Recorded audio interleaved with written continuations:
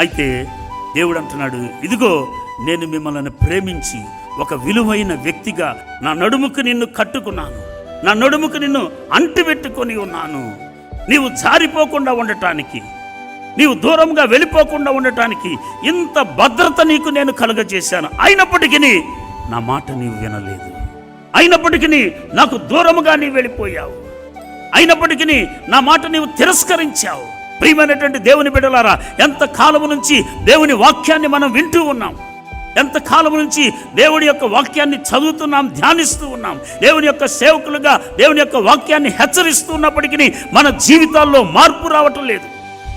దేవుడు నిన్ను హెచ్చించాలని, దేవుడు నిన్ను ఆశీర్వదించాలని, నీ ద్వారా ఆయనకి కీర్తి రావాలని, నీ ద్వారా ఆయనకి మహిమ రావాలని ఆయన నిన్ను అంటుగట్టుకొని నిన్ను విడవకోకుండా నిన్ను వెంబడిస్తూ ఉన్నాడు. మనమైతే ఆయనను విడిచిపెడుతున్నాం.